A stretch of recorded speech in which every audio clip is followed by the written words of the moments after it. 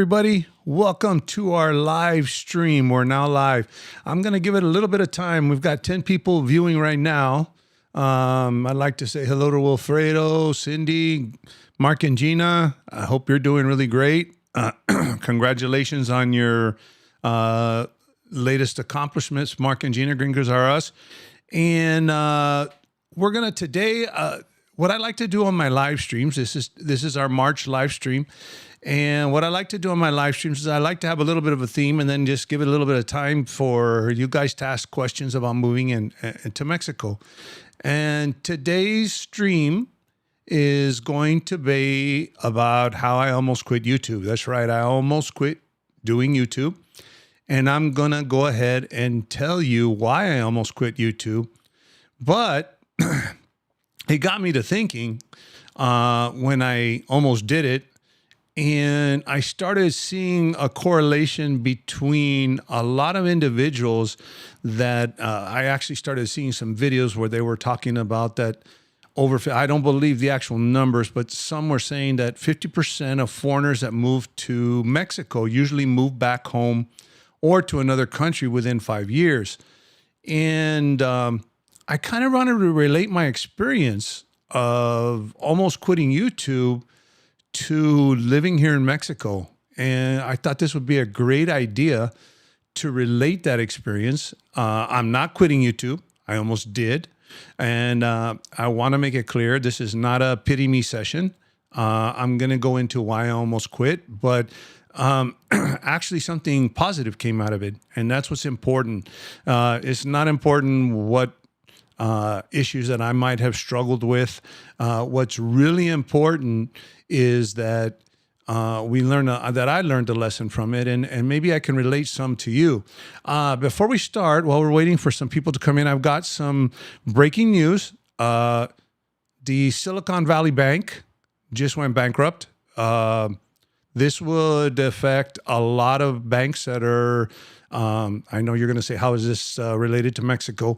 But it looks like the Silicon Valley Bank was a bank that backed cryptocurrency. So this is another warning about the dollar app. Things aren't looking too well in the crypto world. Now, the dollar app uses a company called Synapse. Synapse does not bank with the Silicon Valley Bank. So that's good news. But most of these other banks that are dealing with cryptocurrencies or cryptocurrency type platforms look like they're going to be going under. And what people don't realize about the dollar app is even though it's based in Mexico, the platform is actually based in the United States. And the money, the cryptocurrency, a lot of it, the exchanging and everything of money and everything actually happens in the United States. The actual platform is by a company called Synapse. And I've actually written I actually put an article about some of the problems that Synapse has had in the past. So just want to let you guys know. That's just something that just came up yesterday. And I wanted to let you guys know and warn you a little bit further that this dollar app thing could be just try to stay away from it. That's my advice. Or what other people have said they do is they just put small amounts or transfer small amounts of money or whatever you're willing to lose. Because if it does go bad, then you will be safe that you only lost a little bit of money and not a lot of money. I know a lot of people have been tempted to put a lot of money in it because there's a secured credit card that comes with it, but it's secured on the amount of money that you put in there. So you don't want to put any kind of money that you don't want to lose.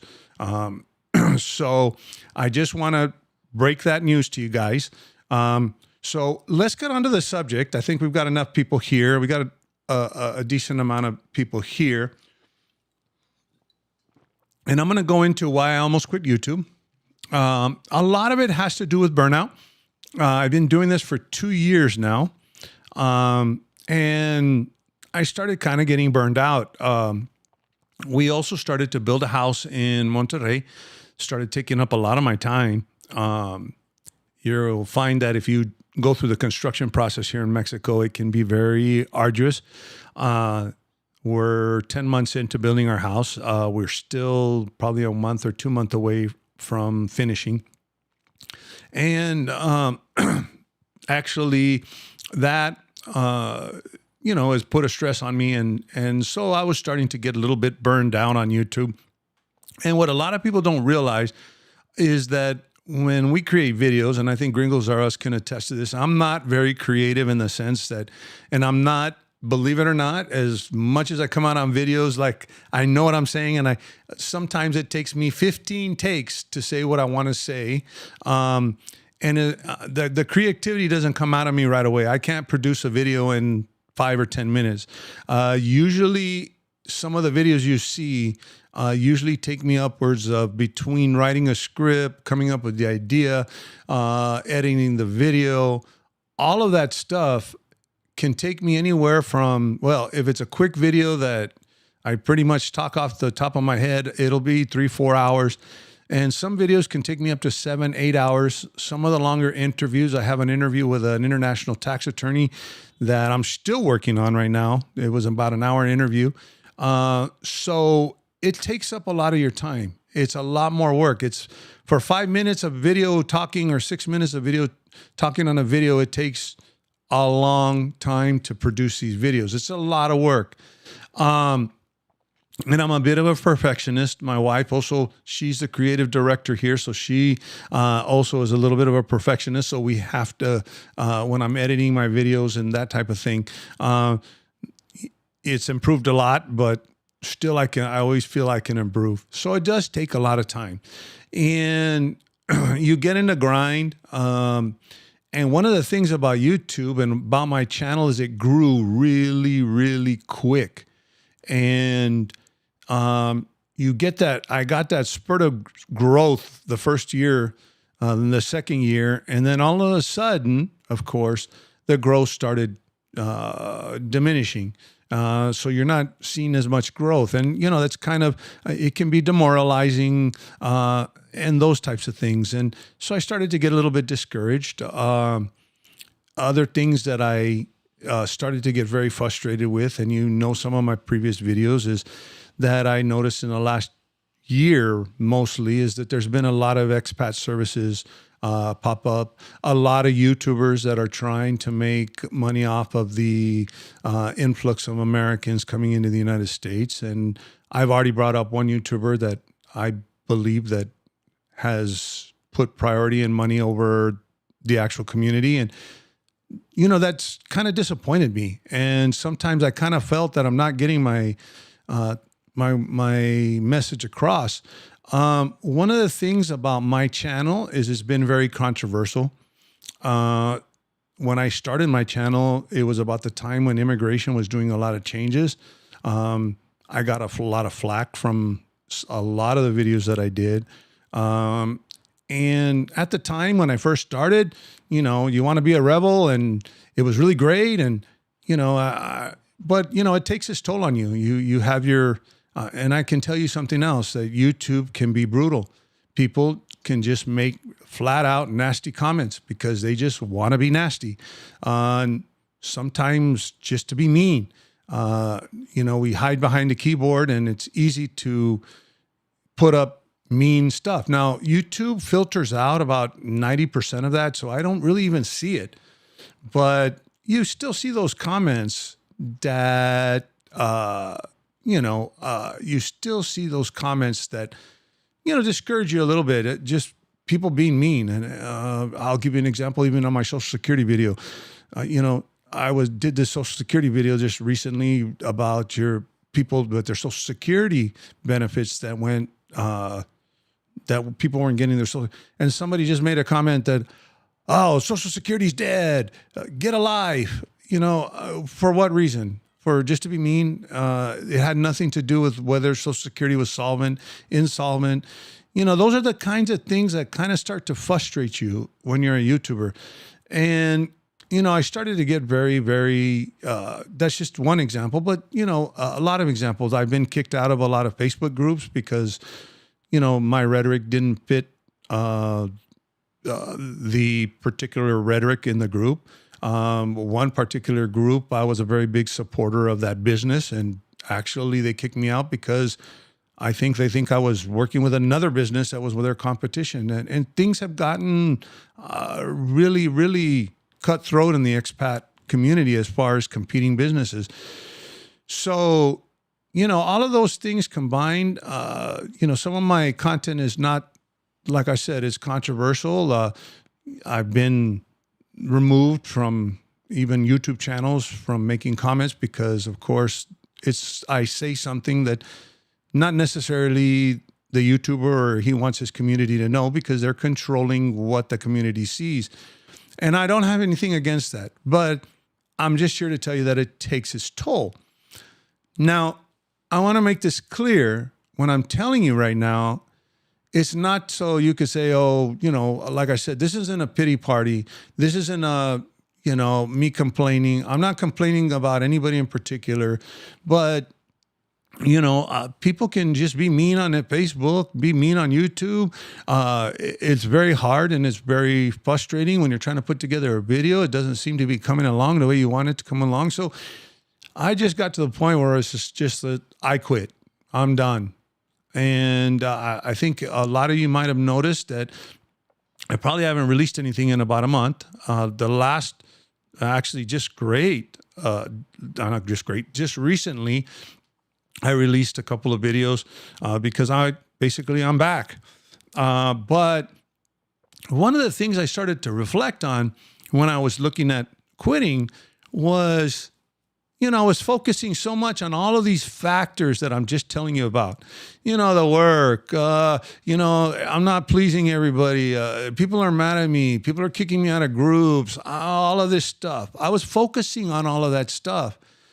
But I started to look at the overall picture. And one thing that I noticed is that when I look at the overall picture, I'm like, wait a second. I've built a subscriber base of over 7,500 people. And then here's the weird thing about everything. When I quit doing videos for about a month, I had my group was 1.5K. All of a sudden, I was getting 10, 15 requests a day to join my group. All of a sudden, my subscriber count started going up. Instead of 50 a month, it went up to 150 to 200 a month. And I was like, I'm not even doing any videos. And one of the things that I noticed was I'm saying, wait a second, time out. I'm concentrating on all these negative aspects of being frustrated with YouTube, that those negative aspects have really, really taken over my attitude towards YouTube. When in reality, I can be fortunate. I'm one of those fortunate people that has come up. I have a wonderful audience, a wonderful community. And even when I started looking at it and I started saying, well, some of the topics that I have recently have been very controversial. I've even called out one of very major YouTubers who's, actually, even though my Patreon has banned me from his group and censored me from his YouTube channel. But the thing is that one of the things when I got into law enforcement is I got into law enforcement thinking I was going to save the world. And when I started in law enforcement, I did a lot of, especially with the drug war in the 80s, the 90s, the early 90s, late 80s, you start to realize you can't save the world. And you start to realize that if you can just make that difference in one person, if you can just make that difference in one individual, if I can stop just one individual from using that dollar app, regardless of what another YouTuber is trying to push, I've done my job. And I started to think of that. And I started to say, wait a second, I don't need to quit YouTube. I need to keep going. I need to keep doing this. I need to keep other YouTubers in check. I need to keep letting the community know. And, one thing that I need to remind everybody is I don't take sponsorships. The only revenue that I make is off of ads on YouTube or every once in a while, super chats or super thanks or whatever they call them, buy me a copy. And what ended up happening is I started realizing that, and not only that, but all of that revenue goes back into my YouTube channel. I pay out of my pocket to run this YouTube channel. I don't make enough money to go to all-inclusive resorts. I don't make enough money to pay my bills. And I'm not putting down expat services or YouTubers or anything else. There's a lot of legitimate expat services. You know that I support Mexico Relocation Guide, Mexipat Services out of Merida. He's a really nice guy that he sells courses on how to move to Mexico, but legitimate and honest. You know, not trying to milk somebody for money just for the sake of milking them for money. So it's not that. But that's one thing I want to remind you. But when I started thinking, well, you know, I see a lot of expats when some people actually on these groups, they start getting frustrated and I see a lot of expats that want to go back home or are miserable here. And I think what happens a lot of times is a lot of people move here with the intention that I'm going to move to Mexico because it's cheaper to live. My dollar goes further. And, you know, and you have and then you watch all these YouTube videos, how awesome it is. And then you get here and it's hard. It's hard. And anybody that's moved here, oh, Wilfredo, thank you for the super chat. I wasn't trying to get ask for money there, but thank you very much for your donation. But what I did notice is that a lot of times we focus so much on the negative, and I see a lot of expats. It's hard to move here. This is what I'm going to compare. Just like it's hard for me to do a video and you start to get frustrated. Ask Gringos Are Us. They started their YouTube channel and look at all the things before they even got here to Mexico, all the obstacles that they went through, all the things that they did, putting their stuff in storage, taking it out of storage, going in and get plates in South Dakota. You know, those are things that Gringos Are Us was very well planned. They put together a spreadsheet, but these are the things that sometimes we don't think about. Then you get here, then you move to a totally different culture. One of the things I see on expat groups is, you know, where can I go? There's other Americans. Well, even if you go where there's other Americans, you're still going to have to deal with the Mexican culture. I'm dealing with, just like I told you, my house. It's been taking 9 months to build a house. It's very frustrating. And so we start finding out that living here in Mexico is not the same as living in the United States. And I think what happens a lot of times is that we get so bound up in, I went to I've seen so many stories. I went to the Oxxo today, not the Oxxo, to the supermarket today, and the bagger stole my milk, and I went back to the manager, and the manager didn't care and made some derogatory comment about you all Americans are the same. And I know that's frustrating. That stinks. That's not right. But we start to get into this pattern of seeing all these negative things and negative and negative. And one of the things that I notice, you go onto an expat group and, I see some people that are so excited to move to Mexico and they ask a simple question and some of the outright answers are mean. Just like I was telling you on YouTube, I get these mean answers, like the mean comments just to be mean. And I start to see there's a lot of similarities, but one of the things I notice is from my experience in wanting to quit YouTube is I think many of you should relate to this experience because basically it's the same as me wanting to quit YouTube. I started concentrating on so many of the negative things that come along with YouTube that I didn't look at the positive. I didn't look at the difference that I was making. I didn't look at the wonderful community that I have. I set that all aside because I was frustrated. And I know it can be frustrating with the language, with the culture. But, I've always stressed in my videos, trust me, if you're open to it and you're open to learning the language, you know, living in Mexico can be a reward, not just financially, but a reward in every way. It can be more of a reward than just financial reward. And that's something that, I think that we sometimes get so caught up in because, things just aren't the same here. And I like my comfortable life back home, but then at the same time, I don't want to go back home because it's expensive to live there. And some people end up staying here, but at the same time, when they stay here, they're miserable, or other people end up going back. And sometimes I think you end up going back without giving it a chance. And so I'm here to say, give it a chance. Just like I put up on my announcement for my live stream. Let's see what happens if I don't quit. Not let's see what happens if I do quit.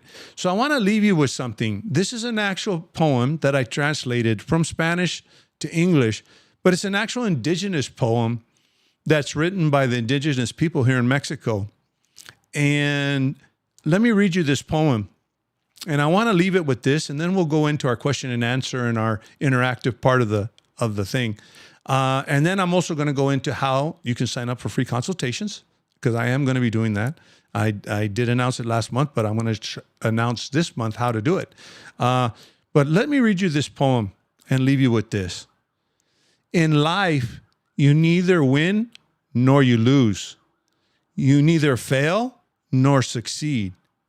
In life, you learn, you grow, you discover, you write, you erase, and then you rewrite again. You weave, and then you unweave, and then you reweave again. The day you understand the only thing that you are going to take with you is what you have lived, you begin to live what you want to take with you. So I'm going to leave everybody with that poem. I think it's a touching poem, and I think it's part of the point I want to get across. And like I said, don't get frustrated of living here in Mexico. Give it a chance. And for those of you that are looking at moving to Mexico, just be aware there's going to be some obstacles. But the reward of overcoming those obstacles are what's worth it. So, on to the next order of business before we get on to our interactive part is my free consultations. I already did one yesterday. I had an individual reach out to me. They were traveling next week to Ajijic, and they needed some advice as to how to travel to Ajijic.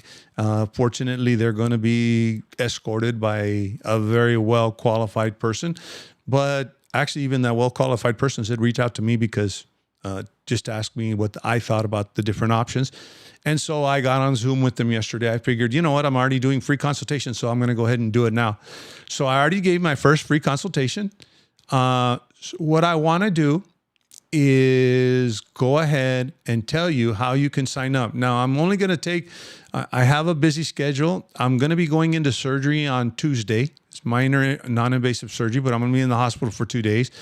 And so I'm not going to really start getting to this till next week. I have a video in the pipeline that I will release this week while I'm in the hospital that I've already completed. But what I'm going to do is I'm going to go ahead and have you go ahead and email me. I'm going to give the email address. I'm going to put it in the description of this live stream. And what I'm going to do is you go ahead and email, and I'm going to do it on a first come, first serve basis. Now, if you have any kind of special circumstances, I will take those into consideration. But what I will do is take them on a first come, first serve basis. I will try to get to as many as I can. Probably do one a week for an hour on Zoom. Depending on my schedule, depending on what I have available. If I can do more, that'll be great. I'll do those consultations. I don't mind taking an hour out of my time. Some YouTubers charge upwards of $100 and something to talk to them. I'm charging nothing, zero, zilch. I'm giving you my advice for nothing. Not $50 an hour, not $40 an hour, not $20 an hour, and not $120. I'm giving it to you for free. And that is my commitment to my community to keep it going and keep that information flowing and keep the information that you need to make great decisions. You know, there's some good in all of these people. There's some good in all of these businesses, but you need to make certain decisions. And the more information you have, the more information, the better prepared you will be to make any kind of decisions. For example, I was just even talking to somebody about the Social Security situation. A lot of people didn't get their Social Security checks. And I did a video why. It was a big snafu with the Social Security Administration. I think it was more their fault than anything else. But one person actually made a comment, well, I use a U.S. address and I use a U.S. bank. How is the Social Security Administration going to know? They made a comment offline. I saw it somewhere else. But, you know, I pointed out in my video that the regulations state in the Social Security Administration that if you live outside the country, you have to report your foreign address. And you can not only lose your benefits, but you can actually be prosecuted criminally for lying to the Social Security Administration. I mean, will they go after you for that? I don't think so. I mean, it would cost the government more money to prosecute you, but those are the consequences that you could face. So what did I do? I made a video and I told you, hey, you use a U.S. bank, U.S. address, that's up to you.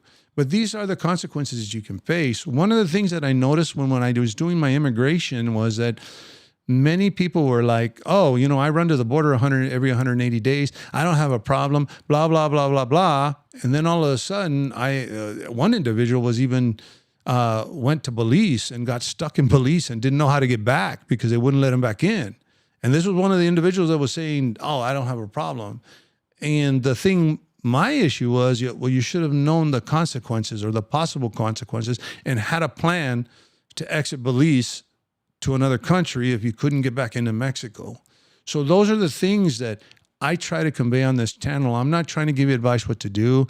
I'm not trying to tell you how to do it. I'm just here to give you the information that you need to make an informed decision. Those decisions are up to you. Many times the way the regulations work and the way it actually works are two different things. Just like I said with the Social Security Administration, how are they going to know you live outside the United States? I have no idea. I don't think they don't have databases, and I don't think they check your bank account that you're using your debit card in Mexico. But the problem is what I've noticed in my law enforcement career is that many times the people get caught is because they made a stupid mistake. Maybe, I don't know, you didn't get your check. You start to talk to a Social Security Administration person. It slips that you're living in Mexico. And the next thing you know, you're in trouble because you didn't report your Mexican address. Those are the types of things that can happen to you. It's not that, you know, the Social Security Administration is actively looking for people living in Mexico, lying on their forms, and they're going to come after you. No, it's not that. It's that one time that you have an issue and you go to the consulate or whatever because you go to the Mexican consulate that's servicing Social Security and, you know, I don't know what happened to my check and blah, blah, blah. And they're looking at you like, well, wait a second. It says you live here and you live in the United States. That is the time when Social Security is going to catch you. That is the time that you're going to be caught. You know, I always used to be, don't be caught with your pants down. And it's an old saying in English. I don't know if they have that saying in Canada, but I know that it's a very popular saying in the United States. Never get caught with your pants down. And that's one of the things that I learned in law enforcement is we were always prepared. We prepared for every single situation whatsoever that could happen in something. Even when we went to go arrest somebody that we knew that was not violent, we still went over every scenario, even the violent scenarios, because you never know what's going to happen. And that's what I strive to do with this channel, is go over every scenario. So getting back to how can you sign up for these free consultations? Send me an email to info@retirelifeinmexiconobull.com. Basically, it's my website URL. and it's info@retiredlifeinmexiconoble.com. And I will put you on the queue and hopefully give you some decent advice in moving to Mexico. Or if you already live here, and if I can help you. I will also be honest with you if I don't have the answer to your questions. So with that being said, I will put the actual email address down in the link, a link to my email address, the info email address. And this email address, I know it's going to be tempting to send me questions to this email address, but this email address is solely going to be used for solicitations. Solely for what I mean by solicitations is solicitations for the free consultations. So that'll be info@retiredlifeinmexiconoble.com. So I look forward to interacting with the community. One of the reasons why I decided to start doing these consultations is it's great to get to know some of the people that are watching my videos and get a little bit more personal with all of y'all. I started to get a little bit more personal with these live streams. And now I'm going to start getting a little bit more personal with being able to talk to you face to face. So I look forward to it. So on to the interactive part. Does anybody have any questions? I'm looking at the chat. I haven't been able to really pay attention to the chat. And I'm looking at the chat here and I really appreciate your support and all those great things that you've been saying about my channel and everything else. That's what keeps me going. That really what is. And that's when I have to actually sit down and saying, thank you.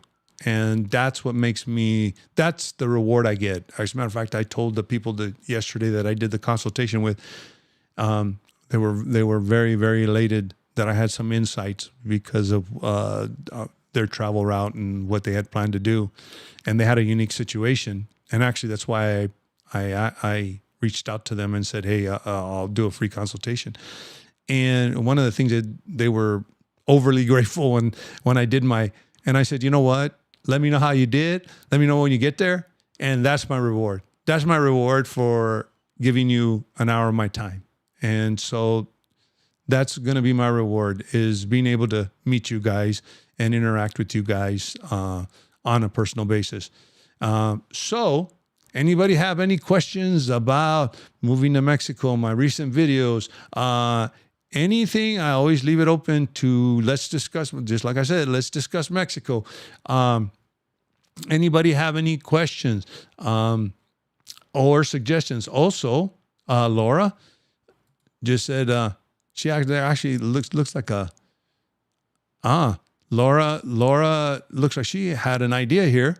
A video comparing your experiences of purchasing and building your home would be great. And actually, Laura, I am planning to do that. I've been taking drone shots of the house. I haven't really been taking interior pictures of the house that we're building. I've been taking drone shots, and I'm going to put something together, kind of like a before from the time we broke ground to the end. But we did purchase a home in San Miguel that was already pre-purchased or pre-constructed. And this time we built. And I am going to do a video once we move in of our new house and what the challenges were of actually purchasing something that was already built versus building. So that's actually in the pipeline. A couple of other videos I have in the pipeline is there was a lot of interest about the value of the peso. I think that's a very, very interesting subject. And my father-in-law is an economist here in Mexico. He was a professor at one of the most prestigious private universities here in Mexico. So, and he's an economy professor, retired economy professor. So I've sat down with him, picked his brain a little bit, I've been doing research. So I have that video coming down the pipeline. I know that someone else had asked me to do a video about gentrification, and I'm going to give my view on gentrification. I think it's going to be very surprising of what I have to say, but I'm actually working on that too.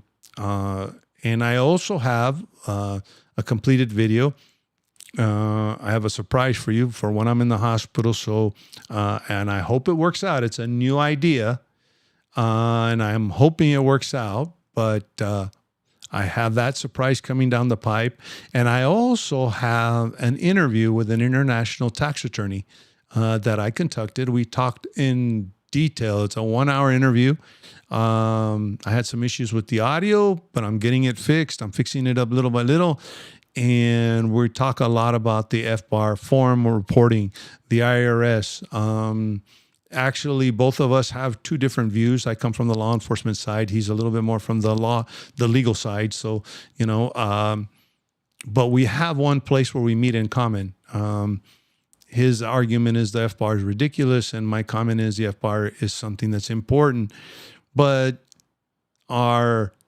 we meet in a common ground. Actually, he has an actual YouTube channel, which he talks about for expats and doing taxes and all of that stuff. He's a tax attorney that usually a lot of people call when they get in trouble with their with the IRS and they live overseas.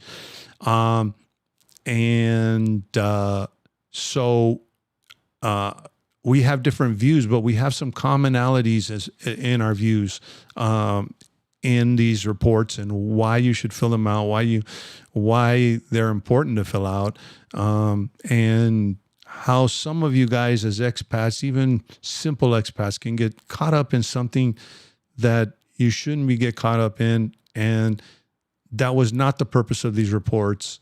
But what ends up happening is a lot of people get caught up in the middle of it. And the problem with these FBAR reports is it's just a $10,000 fine from the IRS. And you're automatically considered guilty until proven innocent, until you prove that you're innocent. So, that's one of the things that I have coming down the pipeline, because I do know that other individuals have given financial advice on the FBAR, and a lot of it has just been because they went on the internet, went to FinCEN website, and are reading you a notice. And it's a lot more complicated than just reading you a notice. Although one of those videos is correct, the other one's not really correct. I want you guys to hear it from a tax attorney, somebody that does this on a daily basis, that works with the IRS, that actually gets people out of problems when they actually get hit with a $10,000 fine because they didn't fill out an FBAR. And a lot of the times it's because someone told me I didn't have to fill it out. And that's what happens a lot of times. Or I didn't even know I had to fill this form out. So I got that coming down the pipe, and I always welcome new ideas. And hopefully we'll get going. Any questions here? Everybody's been telling me that. Thank you. Wilfredo, yes, you have a good point. The peso, it did hit 17.98 this week. There has been some forecasts that it's going to go down to 15, which I will discuss. It went back up briefly. One of the things that a lot of the analysts are saying here in Mexico is the reason that it went back up is actually, unfortunately, because of the 4 Americans that were kidnapped here and the 2 people that died. That actually a couple of things that the president of Mexico has said, and some of the political climate that's going on in the United States because of this, the peso did gain some value this week. But I'm going to tell you about other factors that are probably not good news. The peso probably is going to be going down again pretty soon. There's a lot of economic factors. Tesla is getting ready to build a gigafactory here in Monterrey. Actually, Tesla is going to be manufacturing their Cybertruck and their high-end cars here in Monterrey, Mexico.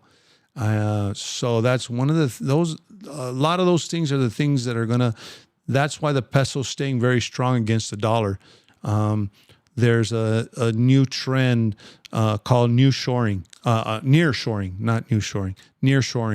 that's going on. And that's going to really, bring the value of the peso up against the dollar, unfortunately. And I'm going to talk about some of the consequences that may come along with that. And let me see, Gringos R Us. If you want to see it in construction, you can see our McAllen to Monterey video or bust. We took a tour of it. Yes, they did. And you actually got to see the shell of the house. And I hope to have a better picture of the house whenever I finished my construction. So I'm leaving it open to discussion. Anybody else with anything else? Any other questions? Any other comments? Anything that you would like to discuss about Mexico? I'm going to leave it open for the next 5 to 10 minutes. We're almost on 45 minutes here, so it's almost an hour. So I usually cut off at about an hour. But anything, and Lisa Arias Best. Lisa, you've always been one of my loyal viewers. Thank you very much for your support. Wilfredo, thank you so much for the donation. And Kai, thank you for your generosity, Ernie. It's my pleasure. I've been in public service. Okay, Retribution has a good one here. Let me put his on there. Let me see if I can. Why is it that his? I'm trying to put up here. Has a good question here. How do you safely carry money around in Mexico?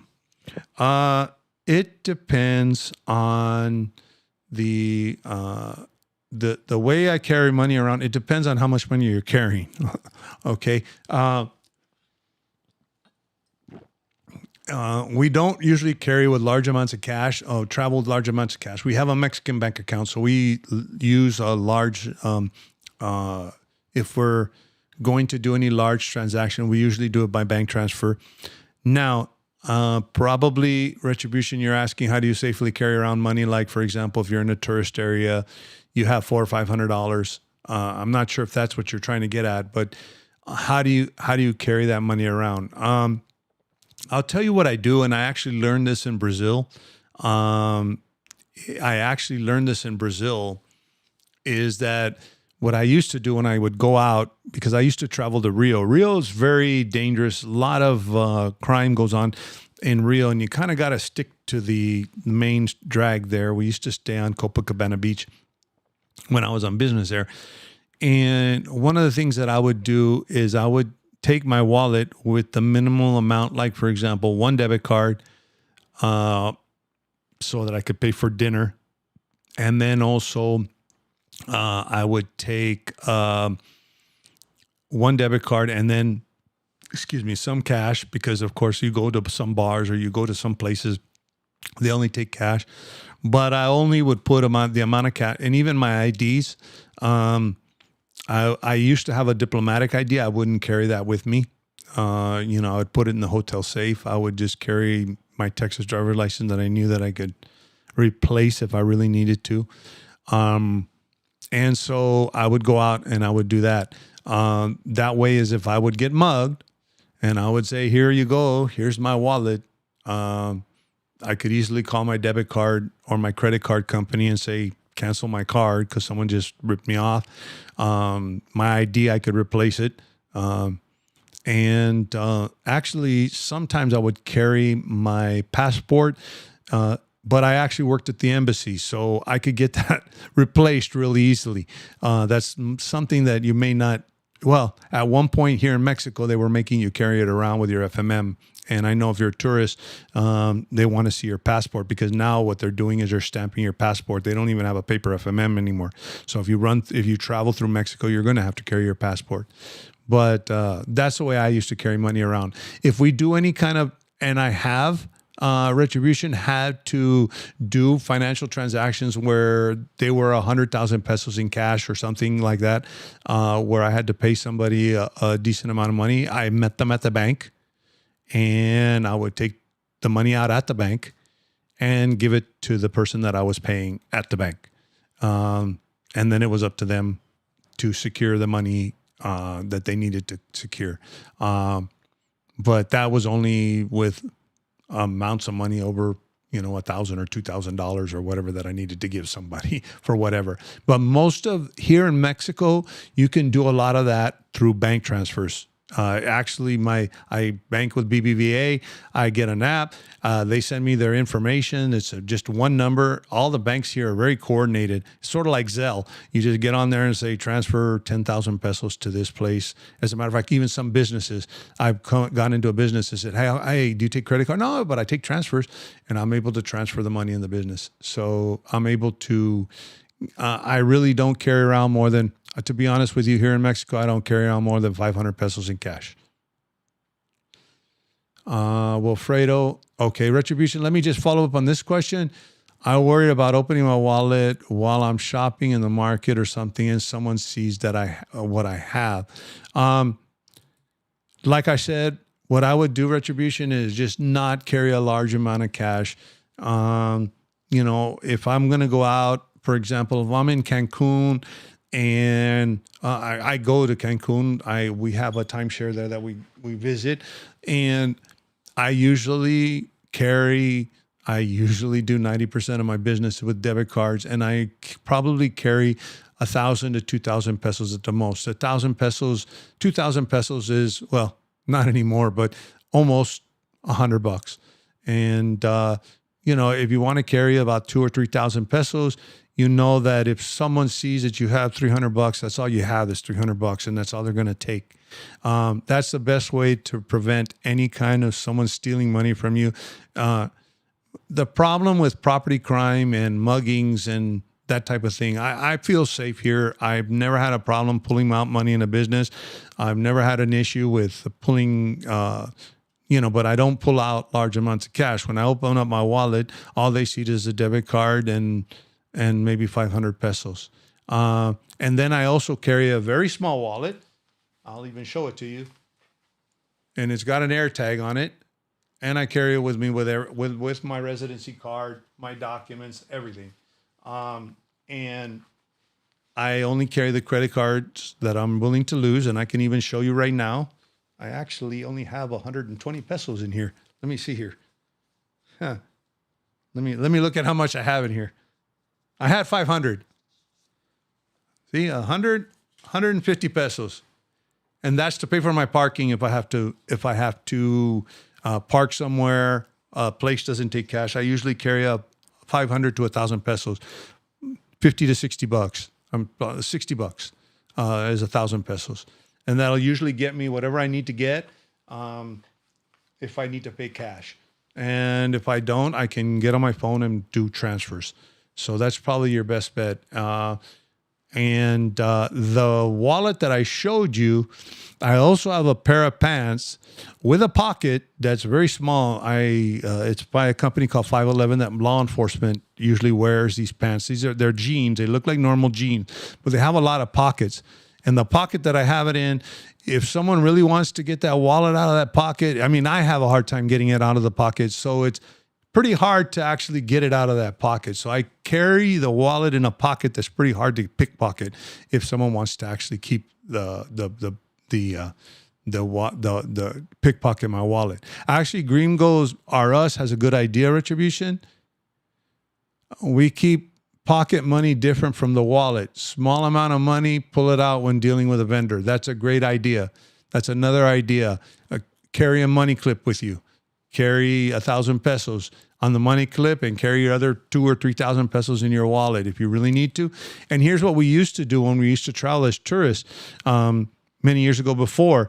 If we had 5,000 pesos, my wife would keep the 5,000 pesos in her purse and she would give me 1,000. If we needed 3,000 and I only had 1,000, we'd go into the bathroom, or not the bathroom, but back into a corner where no one was seeing us. She would give me the other 2,000 pesos, and then I would come back out and say, oh, yeah, here's your 3,000 pesos.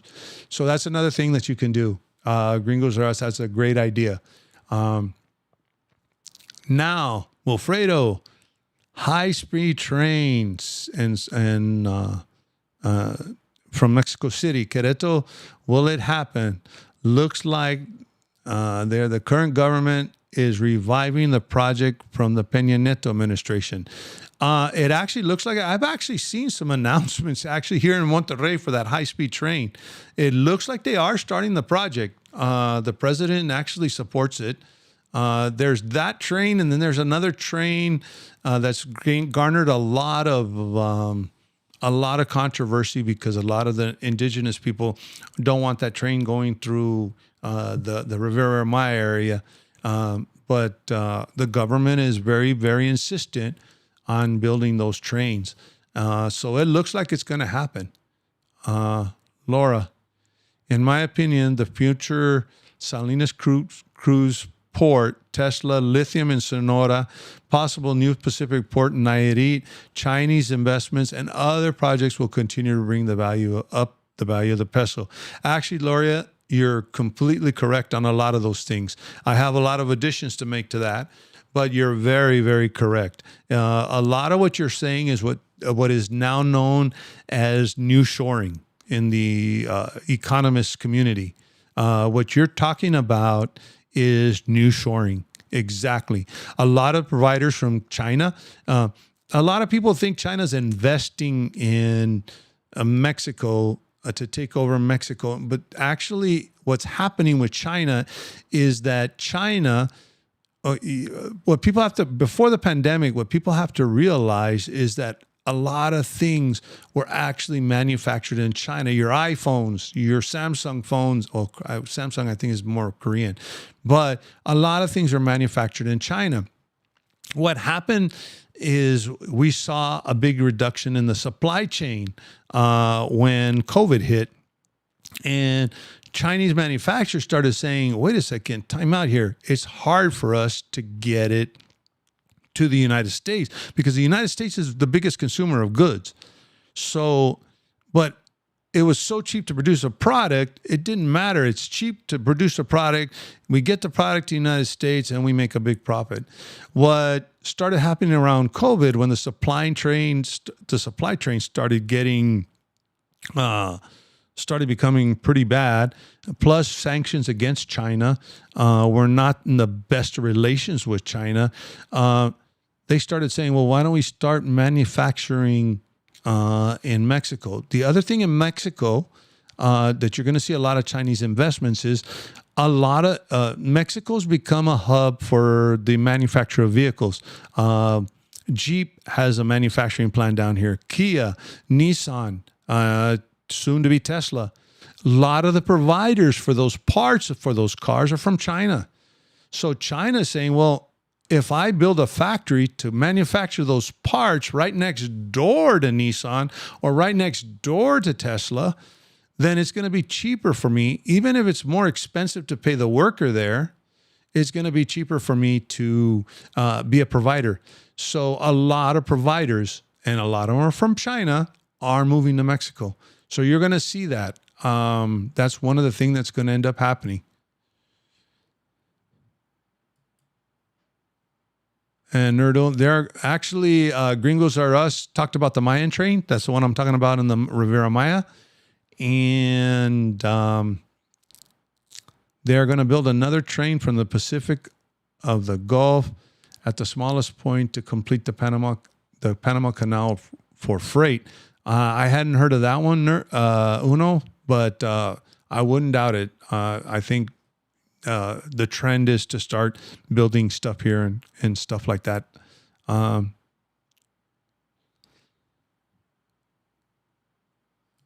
And Laura, thanks, Ernie. Nearshoring is a new term for me.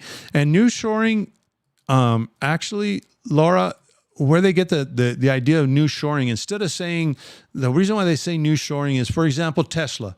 Tesla's going to build a plant here in Mexico. Why? Because I can manufacture, and actually, there was a big argument. The president even told Tesla, no, you need to build it in central Mexico. And Tesla's like, no, we want to build it in Monterrey because Monterrey is only 2.5 hours. So we can get our product into the United States quicker. Okay. And then we got the free trade agreement, all of these different things that are factors. And so on the nearshoring, the idea is Tesla saying, I want to be cheaper to be able to provide my vehicles there, right? But at the same time, Tesla needs certain items to complete their vehicle. So what they're doing is their providers are saying, okay, well, Tesla's not the only one that needs our stuff. So what we're going to do is we're going to put a plant right next to Tesla. And we're going to start supplying them the screens on the computer, the consoles. And some of these companies are already here. Please realize the Kia has a big plant here. So a lot of the providers already are here in Monterrey. So that's one of the concept of nearshoring is that these companies, the major company comes down, they're closer to deliver the product, and the cost of transportation is cheaper. But then the providers come also. The providers come also so that they can give the actual, they can supply the products instead of having to ship them all the way from China or Korea or wherever it may be. We're not only looking at investments from China, but they're investments from all over the world. And Lisa, Ernie, do you know a good facilitator in Puerto Vallarta? I have been unable to find a good one. I had a bad experience with a well-known facilitator. Well, I hope you didn't. I'm actually probably the one that I'm not sure. You said well-known facilitator, and probably the name I'm going to give you, I'm not sure if that's the one that you had the bad experience with, but they're normally very good. I always say Sonia Diaz. She's got an office in Puerto Vallarta. That's the only one that I really know of. They're pretty good about their now the only thing with Sonia is they've gotten a little bit big with their business, so I'm not sure, maybe you might have, if that is Sonia Diaz's business that you had a problem with, it may be just the overwhelmed, they're overwhelmed with people. I'm not making up any excuses for Sonia. I've actually even called her out on one of my videos, but I still always recommend her as a facilitator, because they've been in the business for a long time, and they've grown. So I don't know if that's the one you had a problem with, but that's the facilitator that I would, unfortunately, that's the one that I would recommend in Puerto Vallarta. If that's not the one you had a problem with, then that's the one I would recommend. So hopefully that helps, Lisa. I could look with my contacts to see if there's someone better, but I think you're in my Facebook group. I can touch base with you offline. Oh, unfortunately, that was a one. It was twice. Oh, I'm sorry to hear that you had a bad experience with Sonia.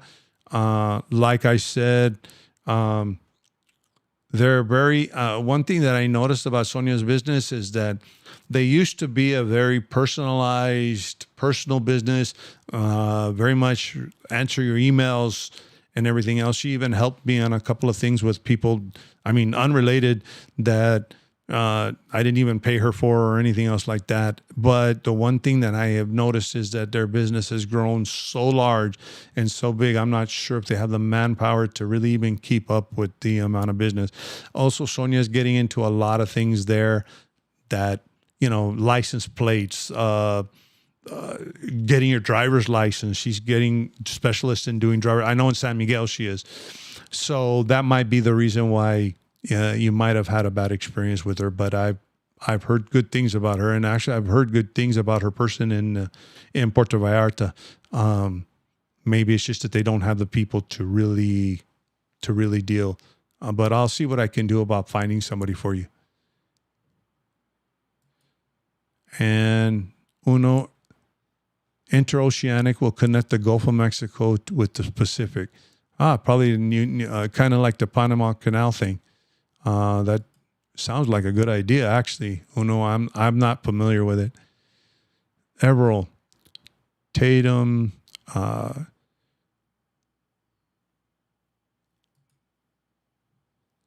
and Ernesto, is it getting hard to live as a single person with $1,000 a month, or is it still doable? I guess it depends. It's all depends on your cost of your expectations as far as what you're willing to, as far as your living expectations. I think it's still doable, but it's getting harder and harder. Inflation is hitting Mexico also. And so I would, you know, hopefully, you know, hopefully we see the dollar goes up a little bit better and that type of thing. But there are areas that you can live on $1,000 a month, but you know, you have to really look. You have to live more in a local area where the locals live. But it is doable. I would say that it's more like 15 to 2,000 a month if you're really strapped. But you know, don't give up hope, Errol. I know that you've been saving and everything else, and don't give up hope. I think it's still doable. Where there's a will, there's a way.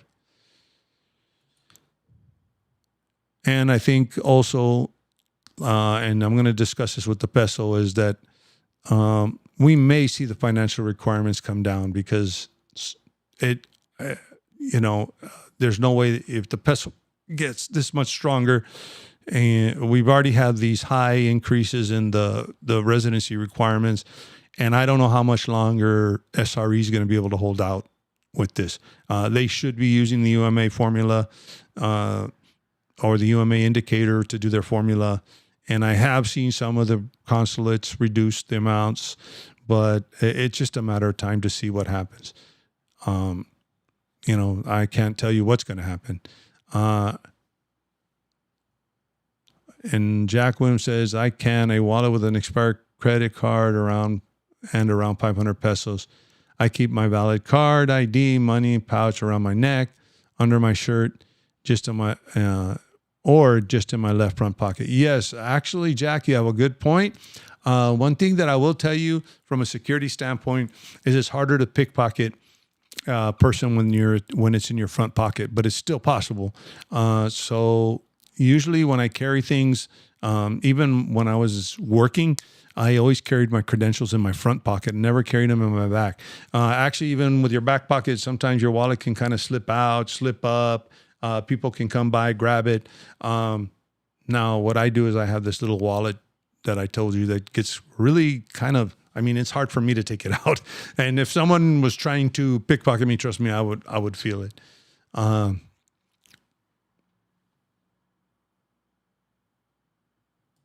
Gringos R Us. Yvonne, was she the one that was with Sonia?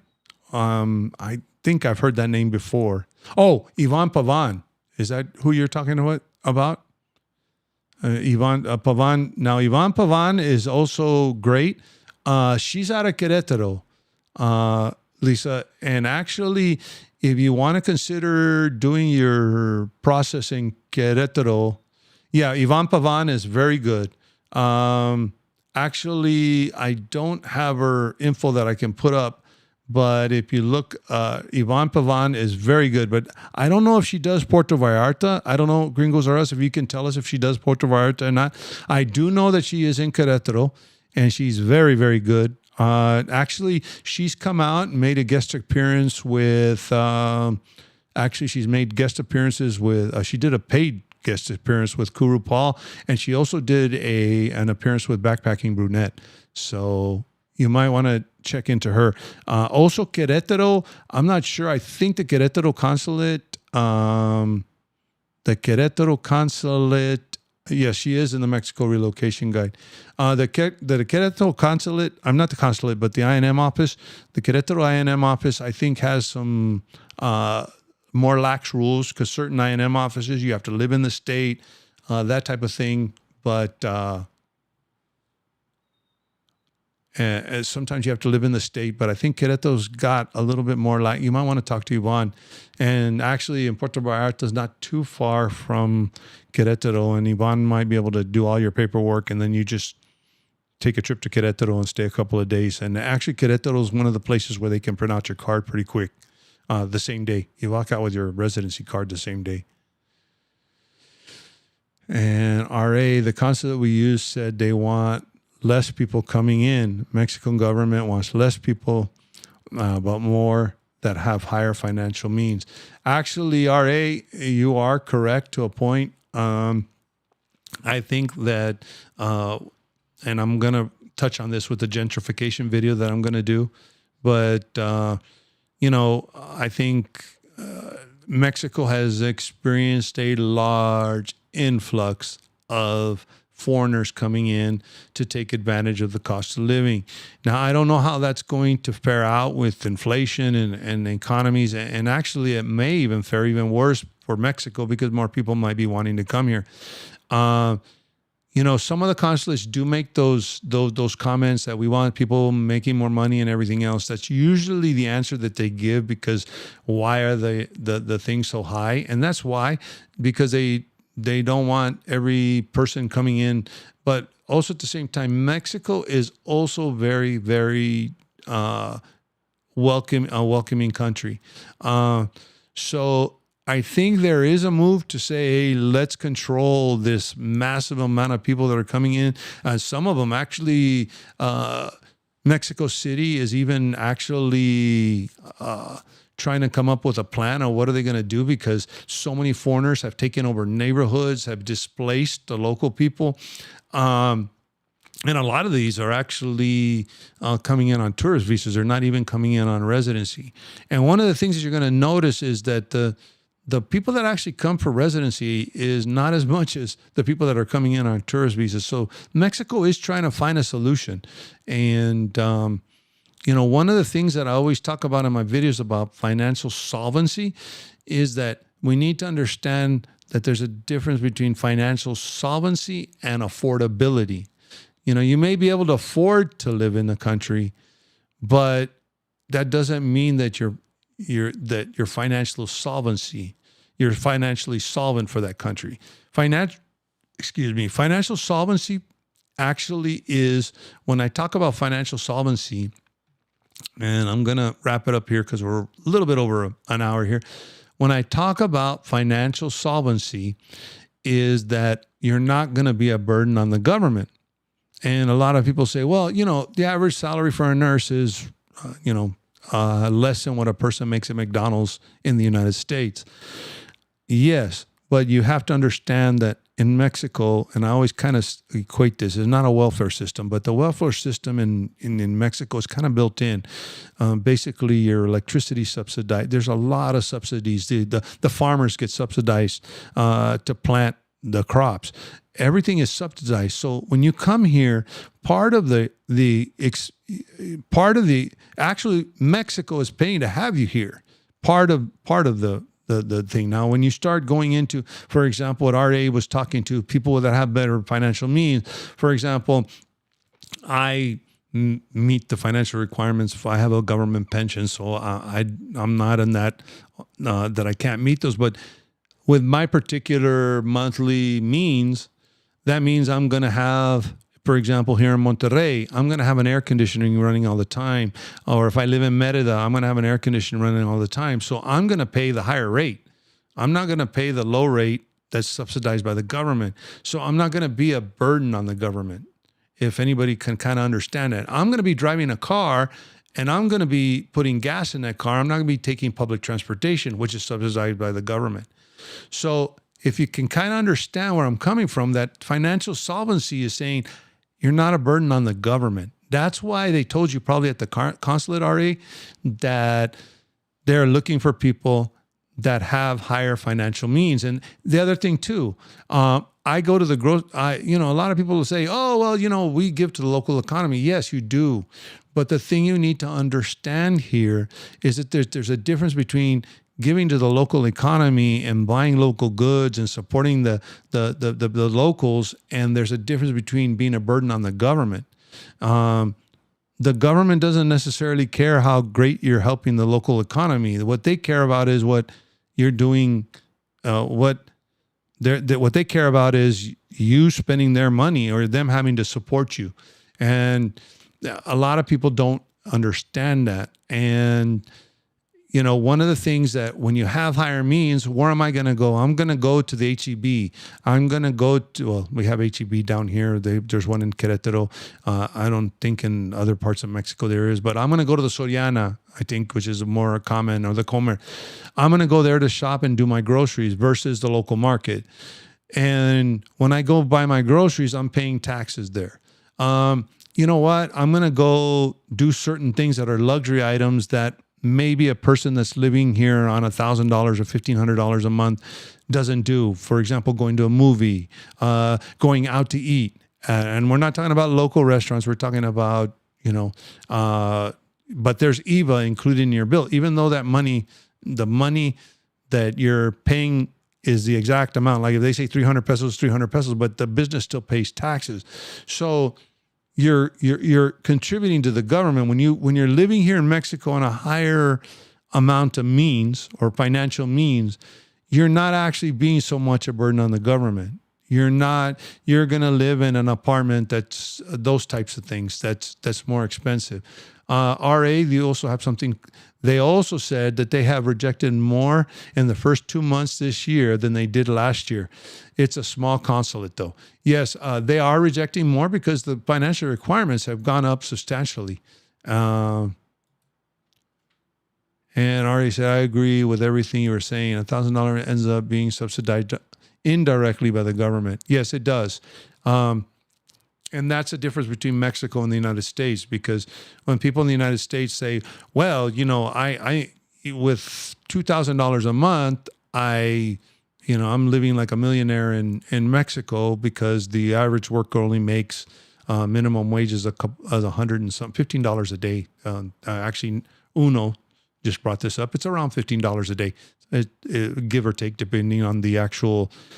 So if a person is making $15 a day, why am I being denied? Because I have $2,000 a month, which is a lot more than $15 a day. You have to understand that, like I said, it's not about affordability. It's about not being a burden on the government. I think Mexico was a very, very lax because not as many people were coming here. Now that a lot of people are coming here, you're a burden on the government.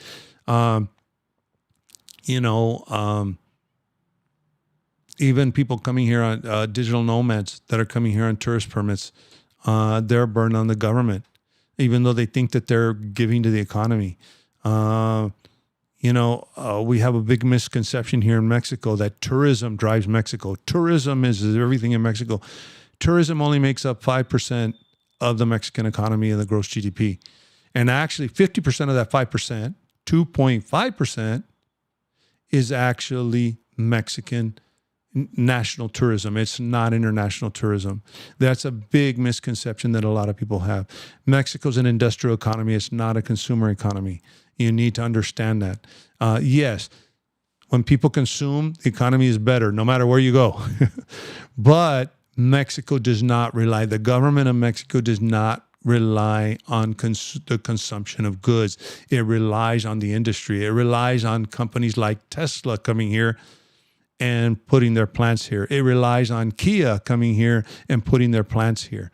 It relies on a lot of industry, not necessarily tourism or money that you're putting supposedly into the local economy. So what I'm going to go ahead and do, I think I could talk for hours, but I think this is a good point to finish up our live stream. And I would like to thank everybody for showing up. And that poem that I read you earlier, take it to heart. It's true. It's very true. Because you want to live the things that you want to take with you. Because you're not going to take all those material things with you. And I think if you start to think with that attitude, if you get discouraged when you come and move to Mexico because you thought it was going to be this paradise or it was going to be very super cheap, and you have all of these other things that are come up, start thinking about the benefits. Start thinking about, the experience. I even had a really great WhatsApp conversation with somebody that says, I'm really struggling with my Spanish. He's 62 years old. And I said, well, the best exercise for you, when we get around, I'm getting around towards my 60s. And I said, the best exercise for your brain is speaking a second language. And although we get resistance to it, that is actually the best way to keep young. It's not just exercise. It's exercise and it's exercise because I walk. I do a lot of exercises. You'll see in my Facebook group, I've been doing a lot of hiking lately. But a part of exercise is also exercising your brain. And I think the biggest hurdle that you're going to have with Spanish is just not being embarrassed to be embarrassed. And I experienced that myself. I mean, I speak Spanish, but I didn't speak Portuguese when I went to Brazil.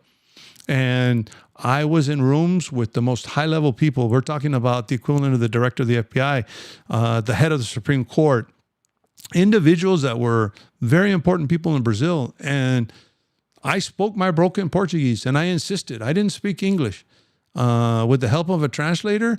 And you know what? We had so much fun. We laughed so much together just on some of the things I said in Portuguese that I shouldn't have said. But that's just a perfect example. And you know what? I got so much more appreciation that I tried to speak Portuguese than if I would have just spoken English and the translator translate for me. And not only that, but it did me good. I learned how to speak Portuguese. I learned a third language.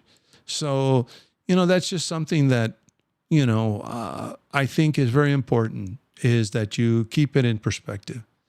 And thank you guys for showing up. I'm going to call it quits now. And we'll see you in April for our next live stream. I've got a couple of videos. Like I said, I might be out of incognito, and I didn't quit if I'm incognito for about a week or two because I want to be recovering from my surgery now on Tuesday. But we'll see you. Thank you so much for stopping by. Thank you so much for supporting the channel. And you know what? Thank you so much because you know what? You guys are what keep me going. It's not money. It's the community that keeps me going. And that's why I keep this nonprofit, because I still want the sense of satisfaction. And my satisfaction is helping you out, not making money. Maybe other people's satisfaction is making money, but my satisfaction is helping. And as long as I'm helping, that's what's important. So we'll see you soon. We'll see you in the April live stream. Thanks for showing up, and hasta luego, and see you soon.